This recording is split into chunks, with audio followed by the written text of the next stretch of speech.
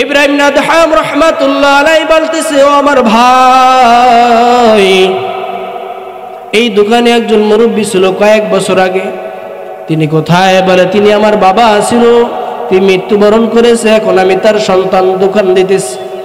বলে ভাই, আমি না জেনে তোমার বাবার দোকান থেকে 2টা খেজুর নাক বলে খেয়ে ফেলেছি। তোমার কাছে মাপ চাই আর মূল্য ফেরত দিতে চাই, তুমি যা চাইবে আমি তাই মূল্য দিব। ওই নয়জন যুবক বলে, আল্লাহর বান্দা, আমি আপনাকে মাফ করে দিছি। বলেন সুবহান। আল্লাহর হাবিব বলেন, দুনিয়ার জমিনে মানুষ 2টা জিনিস মূল্যায়ন করে না, একটা হলো সময়ের মূল্যায়ন মানুষ করে না বাবা।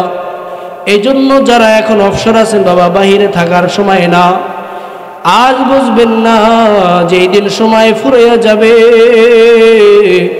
সেই দিন বুঝবেন সময়ের কত মূল্য, সময়ের কত দাম। একটা ছোট্ট মাসালা দিয়ে আপনাদেরকে আমি বুঝাইতে চাই। একই মায়ের গর্ভে 2টা সন্তান জন্মগ্রহণ করেছেন। কয়টা সন্তান ভাই? কথা বলবেন, কথা বললে যিনি কথা বলেন, আলোচনা করেন, তার কথা বলতে সুবিধা হয়, নতুবা মনে হয় যে কবরের সামনে দাঁড়াইয়া কবর জিয়ারত করতেছে। জীবিত মানুষের সামনে কথা বললে পাল্টা কথা আসে, ঠিক না? মুহতারাম হাজিরিন, একই মায়ের পেটে 2টা সন্তান জন্মগ্রহণ করেছে। একটি সন্তান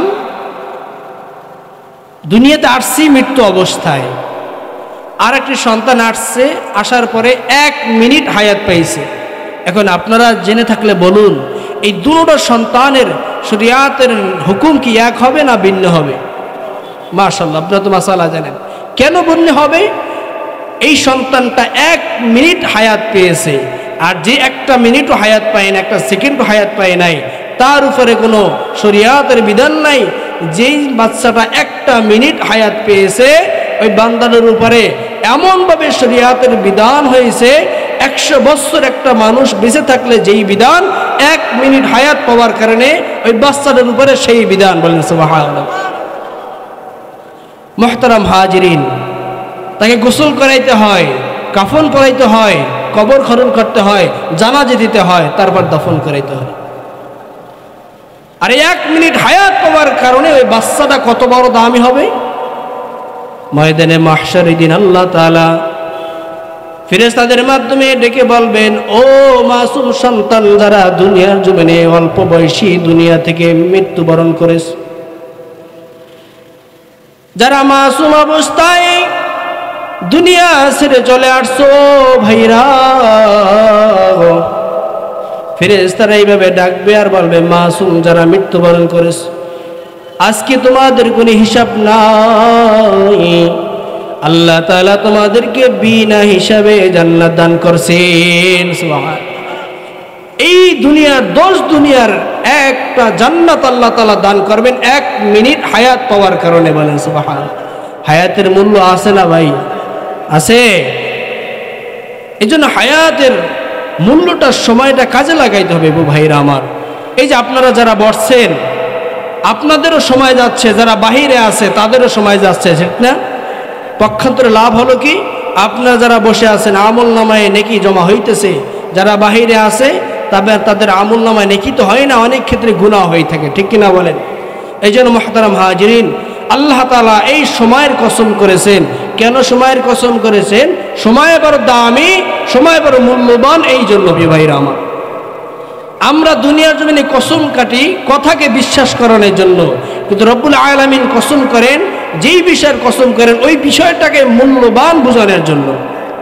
কথা বুঝতে পারছেন? তো আল্লাহ তাআলা সময়ের কসম করার পর আল্লাহ রাব্বুল আলামিন বলেন, 4টা গুণ আমি বলি, এই 4 গুণওয়ালা মানুষ নাজাত প্রাপ্ত, বাকি সবাই ধ্বংসের পথে আছে। আল্লাহ তাআলা বলেন, ইল্লাল্লাযীনা আমানু, 1 নম্বরে যারা ঈমান আনবে। কি আনবে? আবার বলেন, কি আনবে? যারা ঈমানদার হবে। 2 নম্বর হলো ওয়া আমিলুস সলিহাত, নেক কাজ করবে। বান্দার উপর যখন তিনি ঈমান আনছেন, বান্দার উপরে নামাজ ফরজ হয়ে গেছে, এই নামাজ পড়বে, এটার নাম হলো নেক কাজ। নেক কাজ শুধুমাত্র আল্লাহকে রাজি খুশির উদ্দেশ্যেই করতে হবে, নতুবা ওই নেক কাজের যাররা পরিমাণ কোনো মূল্য পাওয়া। আল্লাহ রাব্বুল আলামিন বলেন, ইন্না সলাতি ওয়া নুসুকি ওয়া মাহইয়ায়া ওয়া মামাতি লিল্লাহি রাব্বিল আলামিন। আল্লাহু আকবার। আল্লাহ রাব্বুল আলামিন বলে, বান্দা তোমার নামাজ, তোমার রোজা, তোমার যাকাত, তোমার বেঁচে থাকা, তোমার মৃত্যুবরণ করা, সব কিছু আমি আল্লাহর জন্য করতে হবে। সব কিছু কার জন্য করবো ভাই? যদি আমি লোক দেখানো কোনো ইবাদত করি, ওই ইবাদতটা হয়ে যায় গায়রুল্লাহ দেখানো ইবাদত। শিরিক দুই প্রকার, শিরিক আকবার, শিরিক আসগর। শিরিকে বড় যে ছোট যে শিরিক, ওই শিরিকে আমল নষ্ট হয়ে যায়। মানুষ বান্দাকে দেখে আনার জন্য ইবাদত করলো, এটা শিরক আসগর, বান্দার আমল নষ্ট হয়ে যায়। এই জন্য আমরা যখনই কোনো ইবাদত করব, কাকে খুশি করার জন্য করব ভাই? আর যদি বলেন না কাকে খুশি করব? মুহতারাম হাজিরিন, আল্লাহকে খুশি করার জন্য যদি কোনো বান্দা ইবাদত করে, তাহলে আল্লাহ তাআলা শুধু পরকালই দেবেন না, তার আল্লাহ তাআলা দুনিয়াতেও দান করেন। কিভাবে? বুখারী শরীফের লম্বা এক হাদিস, আল্লাহ রাসূল সাল্লাল্লাহু আলাইহি ওয়াসাল্লাম বলেন, 3 যুবক ভ্রমণে বের হইল, তো একটা পাহাড় এর কাছে গেল, এমন সময় জ্বর হইল। জ্বরের থেকে বাঁচার জন্য একটা গুহার ভিতরে ঢুকলো। ঢোকার পরে এই ঝড়ে উপর থেকে একটা বিশাল আকৃতির পাথর এসে তাদের এই গুহার মুখটা ঢেকে দিল। এত বিশাল পাথর, তারা 3 কেন 300 জন মানুষ গুহার মুখ থেকে ওই পাথরটা সরাতে পারবে না। এখন 3 যুবক তো বিপদে পড়ে গেছেন। হায় হায়, কি হইল? এই জায়গা থেকে তো আমরা ডাক দিলে কেউ শুনবেও না, আমরা এই পাথর সরাইতেও পারবো না, আমাদের এখানে মৃত্যু নিশ্চিত। বান্দার যেখানে চেষ্টা শেষ, বান্দা যেখানেই বিপদে পড়ে, রক্ষা করার মালিক কে? আর হুজুর বলেন কে? মুহতারাম হাজিরিন, তো এই 3 বন্ধু চিন্তা করতেছে, এই জায়গায় আমি এতটাই বিপদে পড়েছি, দুনিয়ার কোনো মানুষ উদ্ধার করতে পারবে না, কিন্তু আমাদের মালিক তো একজন আছে। তিনি কে বলেন? এই জন্য যখনই বিপদে পড়বেন, সাথে সাথে হাত তুলে দেবেন, আল্লাহ, এই বিপদ থেকে উদ্ধার করার একমাত্র মালিক তুমি। ওই 3 বন্ধু এবার চিন্তা করছে, মাশওয়ারা করতেছে, ভাই আমাদের জিন্দেগিতে যদি আল্লাহকে খুশির উদ্দেশ্যে যদি আমাদের কোনো ইবাদত থেকে থাকে, ওইটা আমরা আল্লাহ তাআলার কাছে পেশ করে এই বিপদ থেকে মুক্তি চাই, আমার আল্লাহ হয়তো আমাদের এই বিপদ থেকে উদ্ধার করবেন। এবার 3 বন্ধু এই মাশওয়ারা করার পরে সিদ্ধান্ত নিল, হ্যাঁ। এবার প্রথম বন্ধু হাত তুললেন, আল্লাহ রব্বুল আলামিন, আমি বড় ধনী মানুষ ছিলাম, আমার অনেক কর্মচারী ছিল, টাকা পয়সার অভাব ছিল না, আমার অনেক কাজের মানুষ ছিল। একজন কাজের মানুষ আমার সাথে রাগ হয়ে বেতন না নিয়ে বাড়ি চলে গেছে। আল্লাহ, আমার এই কর্মচারী যখন বেতন না নিয়ে চলে গেছে, আমি তো পেরেশান, কারণ ওই বান্দা তো আমাকে হকুল ইবাদের মামলায় ফালাইয়া গেছে। আমি যদি আমার এই কর্মচারীর টাকা পরিশোধ করতে না পারি, ময়দানে মাহশারের দিন আমি আসামি হয়ে যাব। ময়দানে মাহশারের দিন 2 প্রকার আসামিদার হইবে।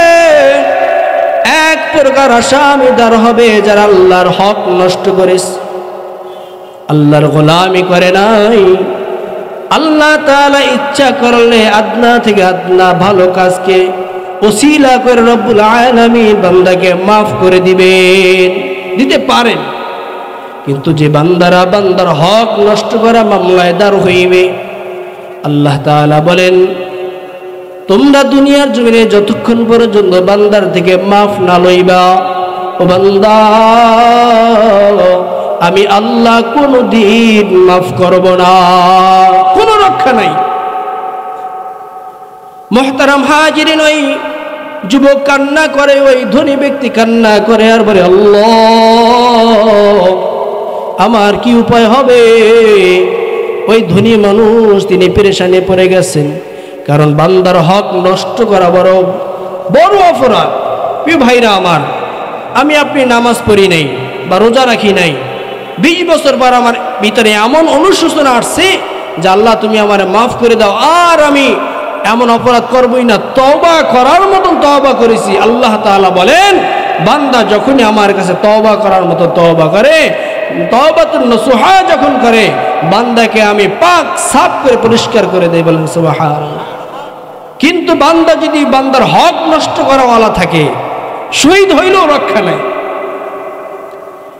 বান্দার হক নষ্ট করা বান্দা, আল্লাহর হাবিব বলেন ময়দানে মাহশারের দিন সাহাবায়ে কেরাম, একজন মানুষ উঠবে পাহাড় পরিমাণ নেকি নিয়ে। কি পরিমাণ? কয়জনে আমরা পাহাড় পরিমাণ নেকি করতে পারি? আল্লাহর হাবিব বলেন সাহাবায়ে কেরাম ময়দানে মাহশারের দিন পাহাড় পরিমাণ নেকি নিয়ে বান্দা উঠবে, কিন্তু শেষ পর্যন্ত এই দুর্ভোগা বান্দা জাহান্নামে চলে যেতে হবে। সাহাবায়ে কেরাম আশ্চর্য বলে, ইয়া রাসূলুল্লাহ কেমনে সম্ভব? এত নেকি নিয়ে বান্দা উঠবে, তারপরে জাহান্নামে চলে যাবে, কারণ কি? আল্লাহর হাবিব বলেন, সাহাবেরা কিয়ামতের দুনিয়ার জমিনে বান্দা নামাজ পড়েছে, রোজা রেখেছে, হজ করেছে, যাকাত দিয়েছে, অনেক ইবাদত বন্দেগী করেছে, কিন্তু বান্দাকে বিনা অপরাধে বান্দার গায়ে হাত তুলেছে, বিনা অপরাধে বান্দাকে কটু কথা বলেছে, বান্দার দোকান থেকে বাকি এনে তারপর আর বাকি টাকা দেয় নাই। আছে না এরকম মানুষ? বাড়ির পাশের ভাই তার জমির পাশে জমি, যখন জমির ধান দিতে গেছে, তার জমি থেকে অপর জমি 1 হাত বেশি ধান দিয়ে নিয়ে আসছে। বড় মেয়া মাতব্বর, ওই গরিব মানুষ কিছু বলতে পারে নাই। আল্লাহর হাবিব বলেন ময়দানে মাহশারের দিন যখন বান্দা দাঁড় হইবে, তখন বাদীরা দাঁড় হয়ে যাবে, আল্লাহ তোমার এই গোলাম দুনিয়ার জমিনে বড় মেয়া ছিল, টাকাওয়ালা ছিল, বিনা অপরাধে আমাকে থাপ্পড় মেরেছে, দুনিয়ার জমিনে আমি বিচার পাই নাই। আল্লাহ আজ তোমার থেকে বিচার চাই। আল্লাহ তাআলা ওই বাদীকে তার ওই আসামির আমলনামা থেকে নেকি দিয়ে দিবেন। এইভাবে একজন একজন দাঁড় হইতে থাকবে, আল্লাহ আমার সম্পদ নষ্ট করেছে, আল্লাহ আমার হক নষ্ট করেছে, আল্লাহ আমাকে অত্যাচার করেছে, আমাকে গালি দিয়েছে। এইভাবে দাঁড় হইতে থাকবে, তার নেকি দিতে দিতে দিতে দিতে সব নেকি শেষ হয়ে যাবে। এখনো বাদীরা আসছে। এবার ওই আল্লাহর হাবিব বলেন এখনো বাদী আছে, তার নেকি নেওয়ার মতো মানুষ এখনো আছে, কিন্তু নেকি তো নাই। তখন আল্লাহ তাআলা ওই বাদীদের, ওই মানুষদের গুনাহগুলা এই লোকের আমলনামা দিয়ে তাদেরকে জান্নাতে পাঠিয়ে দিবেন, আর এই জালেমকে জাহান্নামের আসামি বানিয়ে দিবেন। মুহতারাম হাজিরিন, ইব্রাহিম ইবনে আদহাম রাহমাতুল্লাহ আলাইহির নাম শুনছেন? বলকের বাদশাহ ইব্রাহিম ইবনে আদহাম রাহমাতুল্লাহি আলাইহি। কথাগুলা খেয়াল করে শুনেন। তিনি বাইতুল মুকাদ্দাসে তাহাজ্জুদ নামাজের জন্য দাঁড়াইছেন, তাহাজ্জুদ নামাজ পড়তেছেন। তিনি শুনতে পাইতেছেন পাশে 2 জন ফেরেশতা কথোপকথন বলতেছে, একজন আরেকজনকে বলতেছে যে এনাকে কি চিনো? বলে হ্যাঁ চিনি। বলে ইনি হলো ইব্রাহিম আদহাম, বলকের বাদশাহী ছেড়ে দিছে আল্লাহর গোলামি সব সময় করার জন্য। এই ইব্রাহিম আদহাম রাহমাতুল্লাহ আল্লাহর এত বড় ওলি, কিন্তু দুঃখের বিষয় হলো 40 দিন পর্যন্ত তার ইবাদত আল্লাহ তাআলার দরবারে পৌঁছায় না। পরেশান। অন্য ফেরেশতা বলে কেন পৌঁছায় না? আসলে এই ফেরেশতাদের ভিতরে কথোপকথন এই জন্যই আল্লাহ তাআলা করাইছেন, কারণ মুত্তাকি আল্লাহর প্রিয় বান্দারা যদি ভুলে কোনো অপরাধ করে থাকে, পবিত্র করার জন্য আল্লাহ তাআলা মাধ্যম পাঠিয়ে দেন। তো আরেকজন ফেরেশতা বলতেছে যে হজে গেছে, হজে গিয়া খেজুর কেনার সময় 2টা খেজুর দোকানদারের খেয়ে ফেলছে। ওই 2টা খেজুর ছিল দোকানদারের, এই জন্য 2 খেজুরের কারণে 40 দিন পর্যন্ত ইবাদত কবুল হয় না। অথচ আমাদের সমাজে মানুষ দেখবেন বাদাম কিনতে যায়, 100 গ্রাম বাদাম কিনে এর আগেই 50 গ্রাম খাওয়া শেষ। আছে না কিরকমের? আমার যুবক ভাইরা, এই জন্য সাবধান। ইব্রাহিম আদহাম রহমাতুল্লাহ স্মরণ হয়ে গেছে। তিনি, ঘটনা ছিল এমন, তিনি খেজুর কিনতেছিলেন, 2টা খেজুর নিচে পড়ে গেছে। তো ইব্রাহিম আদহাম রহমাতুল্লাহ ভাবছিলেন যিনি তার ব্যাগ থেকে মনে হয় খেজুর 2টা পড়ছে, তিনি খেজুর 2টা উঠেই খেয়ে ফেলছেন, কিন্তু মূলত তার ব্যাগ থেকে পড়ে নাই, খেজুর 2টা পড়েছে দোকানদারের বাক্স থেকে। ভুলে করেছে, 40 দিন পর্যন্ত ইবাদত কবুল হয় না। পরের দিন ইব্রাহিম আদহাম রহমাতুল্লাহ আলাইহি বড় পেরেশান, মক্কাতুল মুকাররমার দিকে রওনা করলেন। ওই সময় তো বাবা কোনো যানবাহন ছিল না, হেঁটে হেঁটে রওনা করছেন। যাইতে যাইতে যাইতে যাইতে হাজার মাইল দূর মক্কাতুল মুকাররমায় যাওয়ার পরে ওই বাজারে গিয়া দেখে যেই দোকানদার থেকে তিনি খেজুর ক্রয় করছেন ওই মুরব্বি আর দোকানে নাই, একজন নওজোয়ান যুবক দোকানে বসা। ইব্রাহিম আদহাম রহমাতুল্লাহ আলাইহি বলতেছে, ও আমার ভাই, এই দোকানে একজন মুরব্বি ছিল কয়েক বছর আগে। তিনি কোথায়? বলে তিনি আমার বাবা ছিল, তিনি মৃত্যুবরণ করেছে, এখন আমি তার সন্তান, দোকান দিতেছি। বলে ভাই, আমি না জেনে তোমার বাবার দোকান থেকে 2টা খেজুর না বলে খেয়ে ফেলেছি, তোমার কাছে মাপ চাই আর মূল্য ফেরত দিতে চাই, তুমি যা চাইবে আমি তাই মূল্য দিব। ওই নওজোয়ান যুবক বলে, আল্লাহর বান্দা, আমি আপনাকে মাফ করে দিছি। বলেন সুবহানাল্লাহ। কিন্তু একটা খেজুরের আমি আপনার মাফ করেছি, আর একটার মাফ করতে পারবো না। বলে কেন? বলে আমার বাবার 2 সন্তান, আমরা 2 ভাই, আমি মক্কাতুল মুকাররমায় দোকান দেই, আর এক ভাই মদিনাতুল মুনাওয়ারায় দোকান দেয়। আপনার যদি আর একটা খেজুরের মাপ লইতে হয় আপনি মদিনায় চলে যান। ইব্রাহিম আদহাম রহমাতুল্লাহি আলাইহি আবার হেঁটে হেঁটে 100 মাইল দূর মক্কা থেকে মদিনায় চলে গেছেন। যাওয়ার পর তিনি ওই দোকানদারের থেকে আর একটা খেজুরের মাপ নিয়েছেন। নেওয়ার পর তিনি আবার বাইতুল মুকাদ্দাসে চলে আসছেন। আর একদিন আবার তাহাজ্জুদ নামাজের জন্য দাঁড়াইলেন। 2 ফেরেশতা কথা গোপন বলতেছে যে, তুমি কি জানো এই ইব্রাহিম আদহাম এত বড় আল্লাহর ওলি, 2 খেজুরের কারণে আল্লাহ তাআলা 40 দিনের ইবাদত কবুল করেন নাই, কিন্তু 2টা খেজুরের মামলা থেকে মাপ পাওয়ার জন্য বাইতুল মুকাদ্দাস থেকে হাজার হাজার মাইল দূর মক্কাতে চলে গেছে। আবার মক্কা থেকে মদিনায় চলে গেছে, হেঁটে হেঁটে গেছে। তুমি কি জানো আমার আল্লাহ এত বেশি পছন্দ করেছেন, 40 দিনে যত আমল করেছেন প্রতি কদমে কদমে ডাবল করে দিয়েছেন। সুবহানাল্লাহ। আর যারা যাই না শুই না খান তাদের কি অবস্থা হবে? প্রিয় ভাইরা আমার, হকলিবাদ বড় মামলা। আপনি আমার থেকে 5টা টাকা পান, আপনি হঠাৎ একদিন অসুস্থ হয়ে পড়লেন, ফোন দিলেন, ভাই আমি আপনি আমার থেকে 5টা টাকা পান, আমাকে মাফ করে দেন, আমি দিতে অক্ষম। এইটা মাফ করা যাবে, কিন্তু আপনি রাস্তার ইট চুরি করেছেন, আপনি জনগণের টাকা, জনগণের রিলিফ চুরি করে নিজে খেয়েছেন। কত মানুষ বাদাম বিক্রি করে দুনিয়ার জমিনে সংসার চালায়, কত মানুষ পেয়ারা বিক্রি করে দুনিয়ার জমিনে সংসার চালায়। আপনি এমন বড় হাতি, আপনার লক্ষ লক্ষ টাকা ইনকাম থাকার পরও হয় না, পায়খানাও আপনার খাওয়া লাগে। পায়খানা বোঝেন? অরিজিনাল পায়খানা না, ওই যে টয়লেট উড়ায় ওইটাও আপনার খাওয়া লাগে। মুহতারাম হাজিরিন, যারা সরকারি মাল ভোগ করে, ইট বলেন, চাল বলেন, গম বলেন, যাই বলেন, ওই একটা ইটের মালিক হলো বাংলাদেশের 18 কোটি জনগণ। আপনি কার কাছ থেকে মাপ নেবেন? কার কাছ থেকে মাপ নেবেন? এজন্য সাবধান, সরকারি মাল খাওয়ার আগে 3 বার ভাবতে হবে।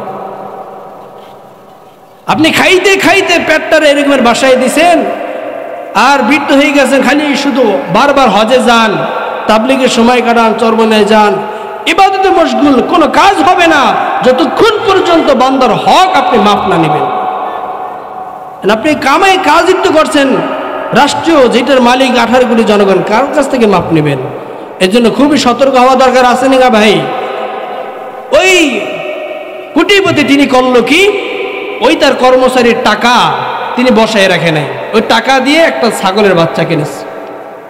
ছাগলের বাচ্চা থেকে ছাগলের বাচ্চাটা বড় হয়ে তারপর আবার বাচ্চা দিয়েছে, এইভাবে আস্তে করতে করতে বিশাল এক ছাগলের পাল হয়ে গেছে। হঠাৎ একদিন তার কর্মচারী ওই মালিকের দরবারে হাজির, বলে, ও মালিক, আমি আপনার কর্মচারী ছিলাম, রাগ হয়ে আপনার থেকে বেতন না নিয়ে চলে গেছে মালিক। আমি বড় অভাবে পড়েছি, আমার বাচ্চারা না খেয়ে আছে। মালিক, আজকে যদি আপনি আমার বেতন দিয়ে দেন আমার বড় উপকার হয়, আমি আপনার কাছে আমার সেই মজুরের জন্য আসলাম। ওই ধনী ব্যক্তি ওই যুবককে বুকে জড়াইয়া দইরা বলে, ও ভাই, তোমাকে আমি কত খুঁজেছি ভাইরে ভাই, তুমি আসছো নাকি আমাকে বড় মামলা থেকে রক্ষা করেছো ভাই, আমি বড় পেরেশানিতে ছিলাম, এই যে দেখো ছাগলের পাল সবগুলা তোমার, তুমি নিয়ে যাও। এবার ওই গরিব কর্মচারী বলে, মালিক, আমার সাথে আপনি মজা করেন না, আমি বড় কষ্টে আছি, মেহেরবানি করে আমার মজুরি দিয়ে দেন। ওই ধনী ব্যক্তি বলে, ভাই না, তোমার সাথে আমি মজা করি না, এই যে তুমি দেখতেছো আসলে এগুলো সব তোমার ওই কর্মচারী, তোমার ওই বেতনের টাকার সম্পদ, তুমি যাও সব কিছু নিয়ে যাও। ওই কর্মচারী খুশি মনে সব কিছু নিয়ে গেছেন। আর ওই ভাই, বড়লোক ভাই দোয়া করে, আল্লাহ, ওই দিনের আমি ওই কাজটা আমলটা যদি তোমাকে ভয় করে তোমাকে ভালোবেসে করে থাকি, রব্বুল আলামিন আজকে তুমি আমাদের এই বিপদ থেকে উদ্ধার করো।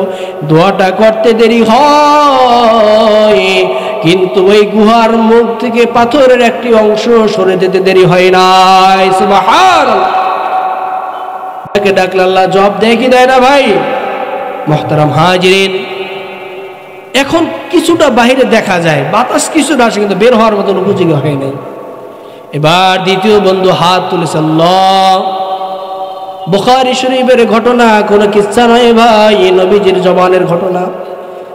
দ্বিতীয় ব্যক্তি হাত তুলেছে, রব্বুল আলামিন, আমি এক মেয়ের উপরে আকৃষ্ট ছিলাম, আমার চাচাতো বোন, আমি বড় পাগল ছিলাম, তাকে আমি খারাপ প্রস্তাব দিয়েছি, তিনি আমার খারাপ প্রস্তাব প্রত্যাখ্যান করেছে।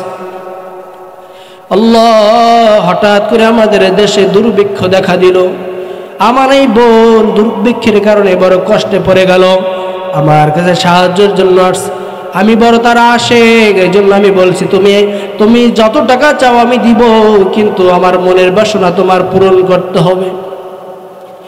ওই যুবক বলে, আল্লাহ, আমার এই বোন বিপদে পড়ে আমার কথায় তিনি রাজি হয়েছেন, আমি তাকে টাকা দিয়েছি, টাকা দেওয়ার পরে আমার মনের বাসনা পূরণ করার জন্য নির্জনে গেলাম। আমার বোন কান্না করে আর বলে, ও ভাই, দুনিয়ার জমিনে আমি কখনো অপবিত্র হই নাই, কখনো হারাম কাজ করি নাই, আজকে আমি অভাবে পড়েছি, কষ্টে পড়েছি, ভাই তুমি আজকে আমাকে নাপাক বানাইও না, তুমি আমার ক্ষতি করিও না, আল্লাহকে ভয় করো, যে আল্লাহ তোমাকে হায়াত দিয়ে জীবিত রেখেছেন, এই অপরাধের কারণে আল্লাহ গজব দিয়ে ধ্বংস করতে পারে। দুনিয়ার জমিনে যে অপরাধের কারণে আল্লাহ সবচেয়ে বেশি বেজার হয় তার নাম হলো জিনা। এই জন্য শরীয়তের হুকুম হলো, বিবাহ এবং বিবাহিতা নারী পুরুষ যদি জিনা করে তাকে হত্যা করে ফেলো। আল্লাহ তাআলা বলেন, তোমরা জিনার কাছেও যেও না। ওই নওজোয়ান যুবক বলে, আল্লাহ, আমার বোন যখন এই কথা বলল, সাথে সাথে আমার দিলের ভিতরে কেমন যেন একটা কম্পন সৃষ্টি হইল, তোমার ভয় আমার অন্তরের ভিতরে চলে আসলো। আল্লাহর হাবিব বলেন, ময়দানে মাহশরের দিন 7 শ্রেণীর মানুষ আল্লাহ তাআলা আরশের নিচে জায়গা দান করবেন, যেই দিন কোনো ছায়া থাকবে না, মানুষ কিয়ামতের ময়দানে ছটফট করতে থাকবে। মাথার 1 বিঘা উপরে সূর্যটা চলে আসবে, সূর্যের তাপের কারণে মাথার মগজগুলো টকবক করে ফুটতে থাকবে। আল্লাহ তাআলা বলেন ওই দিন আমার ছায়া ব্যতিরেকে কোনো ছায়া থাকবে না, আর ওই দিন আমার এই বান্দাকে আমি ছায়া দান করব। যে বান্দা যৌবনকালে সুন্দরী নারী ডেকেছে কিন্তু তিনি বলেছে আমি আল্লাহকে ভয় করি, ওই যুবক বলতেছে আল্লাহ আমার এই বোন কথা বলার সাথে সাথে আমি ওখান থেকে দৌড়ে পালে আসলাম, রব্বুল আলামিন আমার ওই দিনের এই ভয়টা তোমার এই ভালোবাসা আমলটা যদি পছন্দ হয় আমাদের এই বিপদ থেকে উদ্ধার করো।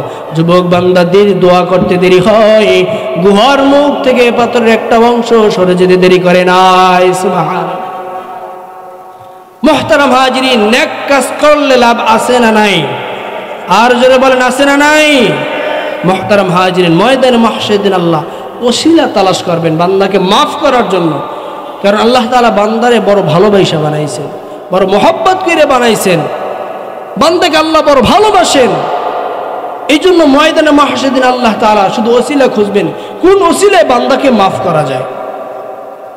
মুহতারাম হাজিরিন, এবার তৃতীয় বন্ধু হাত তুলেছে, আল্লাহ আমার মা বাবা বৃদ্ধ ছিল রব্বুল আলামিন, প্রতিদিন আমার যে গাভী ছিল এই গাভী থেকে দুধ দহন করে আমার মা বাবাকে আমি খাওয়াইতাম। আগে আমার মা বাবাকে খাওয়াইতাম, তারপর আমার সন্তান বিবিদেরকে খাওয়াইতাম। দুধ এমন এক খাবার যে খাবার খাইলে ক্ষুধাও মিটে যায়, পিপাসাও দূর হয়ে যায়। সুবহানাল্লাহ বলবেন না? দুধ হলো জান্নাতি খাবার।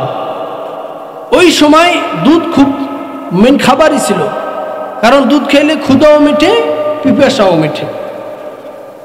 তো ওই যুবক তিনি বলেন যে আমি একদিন কোথাও সফরে গেলাম, আসতে আসতে দেরি হয়ে গেল। বাড়িতে ঢোকার পরে দেখি আমার মা বাবা ঘুমিয়ে পড়েছে। এবার আমি চিন্তা করলাম, দুধ দহন করে চিন্তা করলাম কোনোদিন এমনটা হয় না আমার মা বাবার আগে আমার বিবি সন্তানকে খাওয়াইছি, আজকেও এমনটা হবে না আমার মা বাবার আগে আমি আমার বিবি সন্তানদেরকে খাওয়াবো না।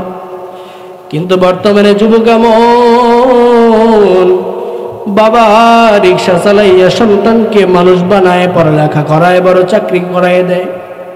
মা বাড়ির কাজ করে, মানুষের বাড়ি কাজ করে করে সন্তানকে লেখাপড়া করায়। যখনই সন্তান বড় চাকরি পায় মা বাবাকে পরিচয় দিতে লজ্জা পায়। আছে নাকি এরকমের? কেউ ভাইরা আমার, কুমিল্লার একটি ঘটনা, বাবা রিক্সা চালাইয়া চালাইয়া সন্তানকে বড় শিক্ষিত বানাইছে। সন্তান বড় অফিসার হওয়ার পরে বড় লোকের মেয়ে বিবাহ করে শহরে সেটেল হয়ে গেছে, বাড়ি গাড়ি করে করছে। মা বাবার খবর লয় না। ওই দিকে মা বড় অসুস্থ, অপারেশন করা লাগবে। মা সন্তানের কষ্টে কাঁদতে কাঁদতে মা অসুস্থ হয়ে পড়েছে, মা মৃত্যুর বিছানায় পড়ে গেছে। বাবা নিরুপায় হয়ে সন্তানের খবর নিয়ে তারপর সন্তানের বাড়িতে দেখার জন্য গেছে। 5 তলা বিল্ডিং, সন্তান উপর তলায়, বাবা নিচ তলায় দাঁড়াইয়া দারোয়ানকে বলে অমুক সাহেব কি বিল্ডিং আছে কিনা, বাড়ি আছে কিনা? বলে হাস। বলে একটু তাকে খবর দাও, আপনার গ্রাম থেকে একজন মুরব্বী আসছে আপনাকে দেখার জন্য। বাবা পরিচয় দেয় না, সন্তান লজ্জায় পড়বে এই জন্য। ওই দারোয়ান যখন ওই সন্তানের বাসায় গেল, বলে আপনার গ্রাম থেকে একজন মুরব্বী আসছে আপনার সাথে দেখা করার জন্য। ওই যুবক সন্তান সিসি ক্যামেরা দেখলো, ওই লোকটা হলো তার বাবা। নিষ্ঠুর পাথরের মন, তিনি বলে কিছু টাকা দিয়ে তাকে বিদায় করে দাও, আর বলো সাহেব বাড়িতে না। বাবার পরিচয় দিতে চায় না, লজ্জা করে, রিকশাওয়ালা বাবা তো। এবার এই দারোয়ান এসে বলে মুরব্বী এই যে নেন, আপনার জন্য কিছু টাকা দিয়েছে, সাহেবে বাড়িতে নাই, সাহেবে ব্যস্ত আছে, দেখা করতে পারবে না, এই যে আপনাকে কিছু সাহায্য দিয়েছে। ওই বাবা ওই অল্প কিছু টাকা আনি তারপর বাড়ির দিকে রওনা করলো, কারণ তার চোখ দিয়ে ঝরঝর করে পানি পড়ে। আর বলে কেমন সন্তান জন্ম দিলাম, সারাটি জীবন সন্তানের পিছনে ব্যয় করলাম, নিজে একটা ভালো জামা না পরে সন্তানের জন্য নতুন জামা ক্রয় করিস। ও বাবা মাহারা বান্দা, মা বাবার মতন দুনিয়াতে কেউ বাবা আপন হয় না। বিবিকে আপনি আপন মনে করেন, আজকে অসুস্থ হন, দেখবেন বিবি ছটফট করবেন, আম্মা ছটফট করবে। ওই যুবকের বাবা বাড়ি চলে গেল, হঠাৎ ওই যুবকের অসুস্থ হলো,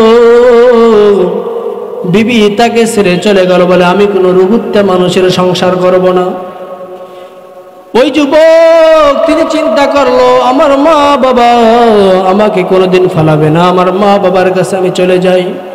কারণ সন্তান যত বিপদে পড়ুক না কেন, মা বাবা কোনোদিন সন্তানকে ফেলায় না। সন্তান পাগল, যেই জায়গায় খায় সেই জায়গায় পায়খানা করে। মা দুঃখিনী, মা কোনোদিন ফেলায় না। ওই 18 বছর 20 বছরের সন্তানকে যাইয়া ধয়া পড়ায়া তারপর সন্তানকে পরিষ্কার করে। এই হলো মা। আর বিবি হলো এমন, যদি স্বামী একটু অভাবে পড়ে তখন আর স্বামীর পরিচয় দিতে চায় না।